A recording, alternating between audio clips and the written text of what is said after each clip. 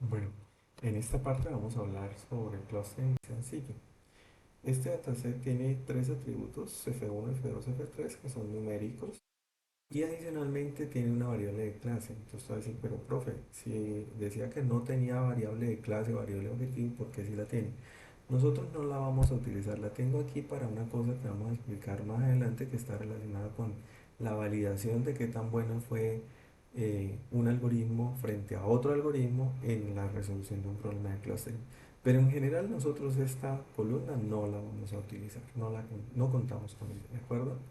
Si nosotros venimos y hacemos un análisis básico, un dataset tan sencillo como este que tiene tres atributos, cada clase tiene tres valores, la clase tiene tres valores, 0, 1 y 2, y cada uno tiene 50 registros, aquí podemos verlo.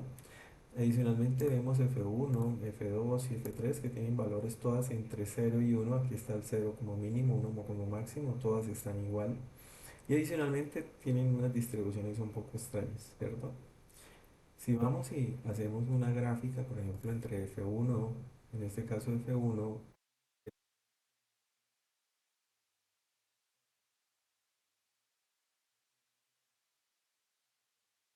en la vertical, F2 en la, F2 en la horizontal, podemos ver que salen como tres grupitos, ¿cierto? Tres grupos de registros. Y pues así fue como lo diseñé, digamos, con la intención que se diseñó este dataset. Si le ponemos la clase, pues efectivamente él nos pone los colores de cada una de los valores de clase y efectivamente son diferentes, ¿cierto? Entonces ahí hicimos trampa porque ya sabemos que sí son tres. Si yo hubiera probado F1, por ejemplo, con F3, no me salen tres grupos y este de aquí abajo. Y si yo, por ejemplo, hubiera hecho F3 con F2, que es la única que no hemos, pues también salen dos grupos, ¿cierto? Bueno, esa fue la misma que probé.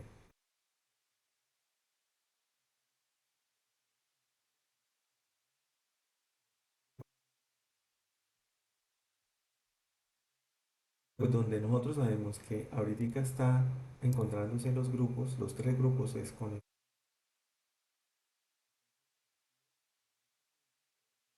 selección de atributos, porque yo ya sé que donde encuentro los tres grupos es con F1 y F3. En ese sentido, en este dataset, leemos el dataset, ya lo leí acá, y vamos a hacer selección de atributos por ahora, y después lo vamos mirando.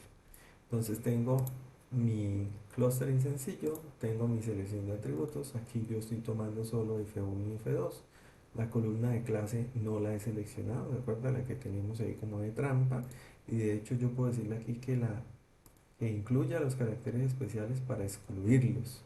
Y pues si tenemos todavía un poco de dudas, podemos decir que me haga el favor y nos muestre el resultado, y ahí vemos que ya el dataset solamente tiene F1 y F2. No hay ningún rollo con que estemos haciendo trampa.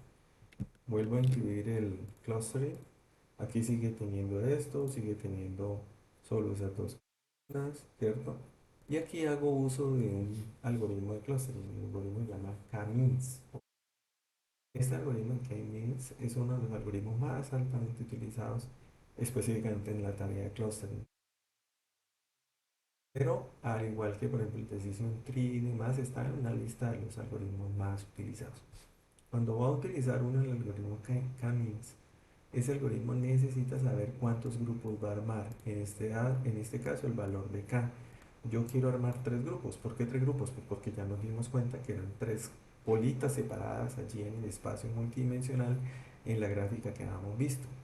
Y adicionalmente, ¿cuál medida voy a utilizar para definir qué tan similar es un registro con respecto a otro registro?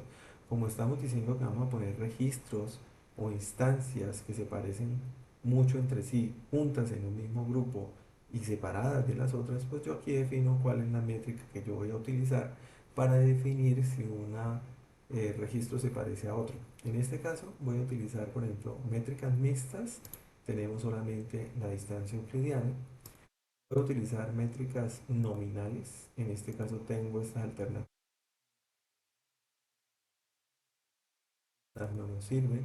Podía utilizar medidas numéricas, en este caso tengo estas opciones. Vamos a utilizar, por ejemplo, la euclidiana, o puedo utilizar aquí una que llama las divergencias de Bregman, que en este caso pues están todas estas divergencias.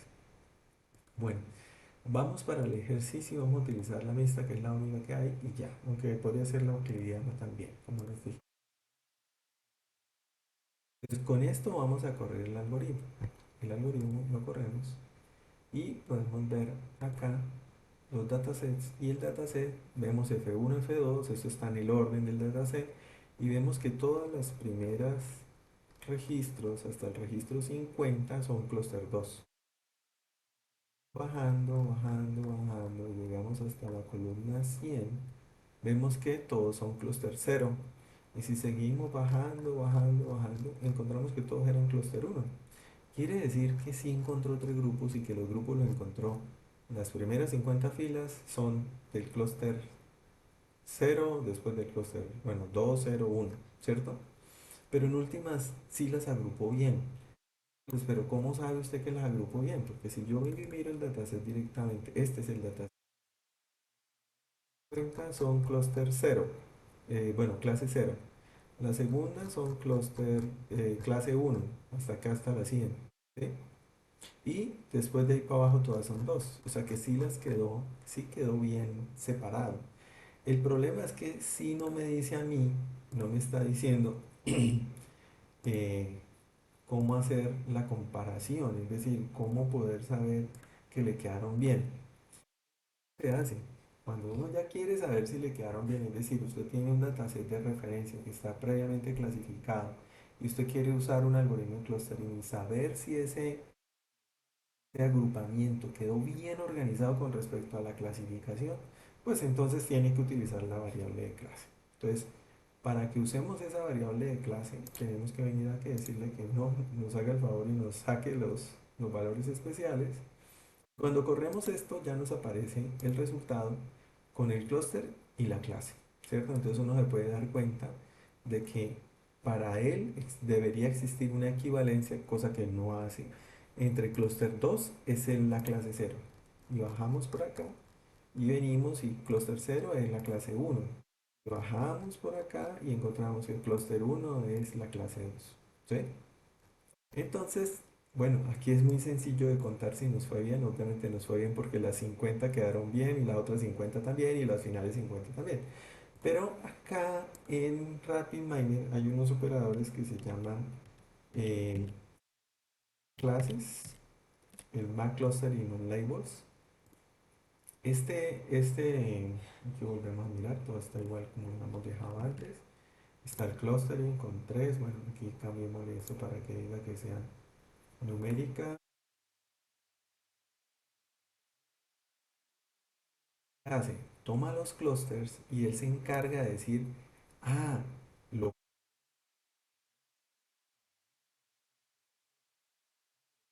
que hace uno para mí es el, y así sucesivamente. Y con eso, al hacer el match entre ellas dos, al final nos puede dar una calidad de cómo le fue, como si fuera un problema de clasificación, porque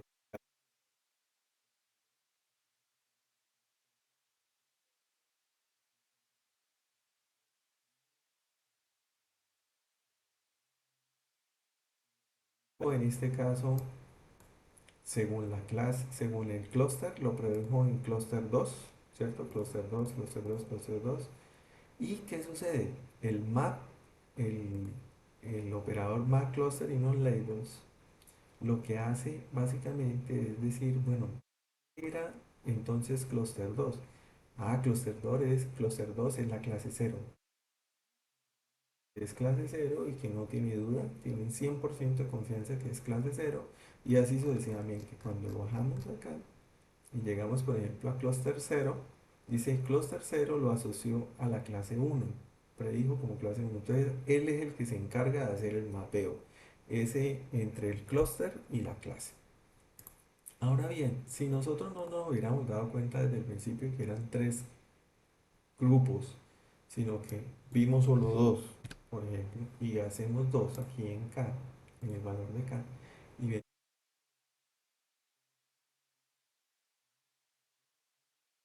algún problema porque Pues tú me estás diciendo que son tres clústeres, que son dos clústeres, pero yo veo más valores de la variable real, entonces no hay un match. O la otra es lo contrario, yo hubiera pensado que eran cuatro clústeres.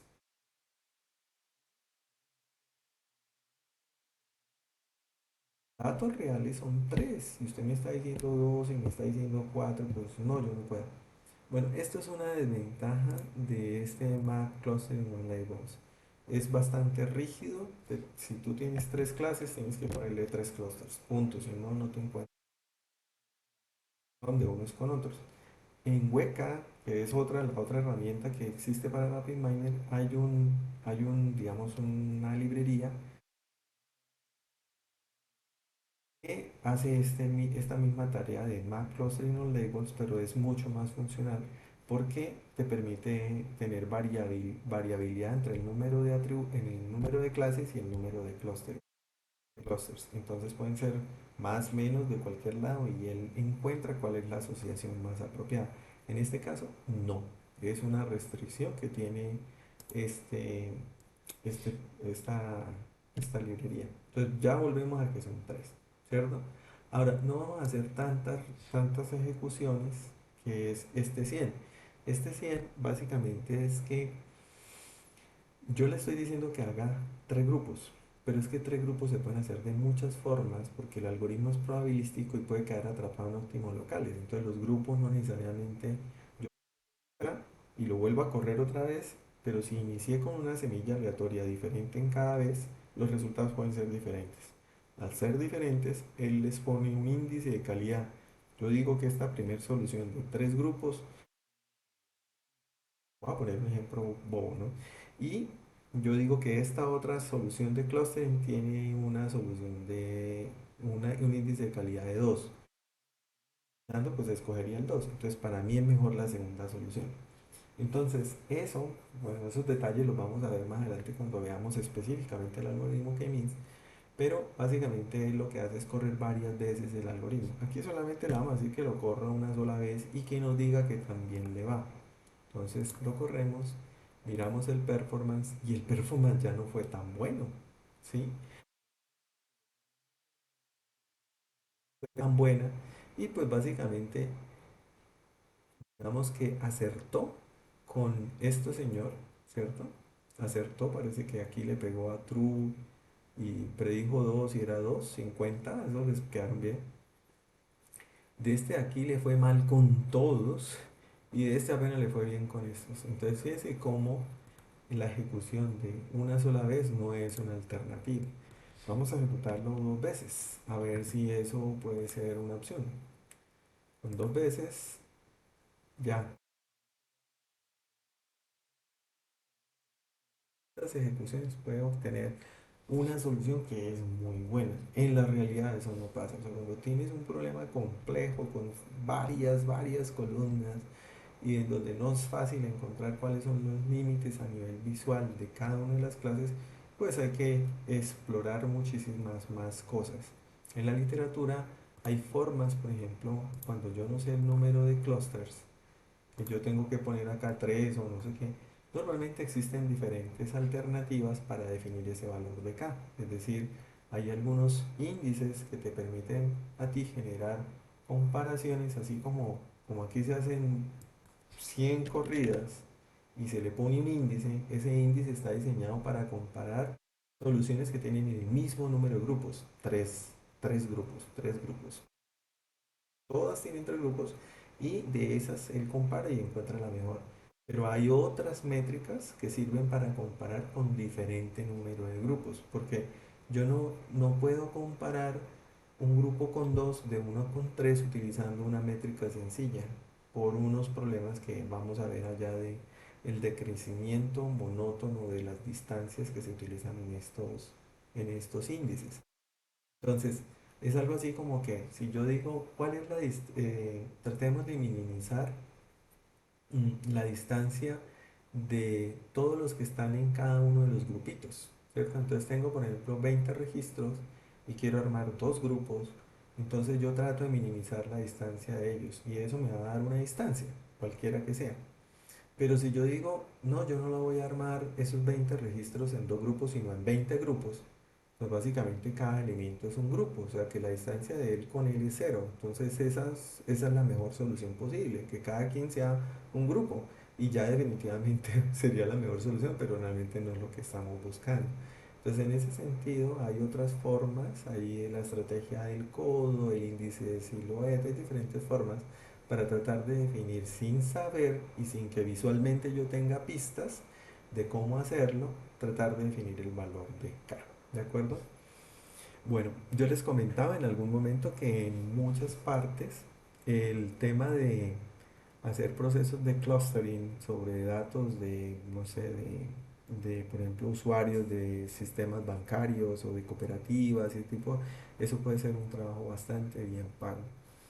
Bueno, acá hay otra cosa que quería mostrarles. Normalmente cuando yo tengo ya los grupos, los clusters armados, yo normalmente utilizo esta estrategia de visualizar los grupos. Es aquí, ya tengo los grupos, yo tengo aquí los folders, es decir, quiénes son del grupo cero, todos los registros que son del grupo cero.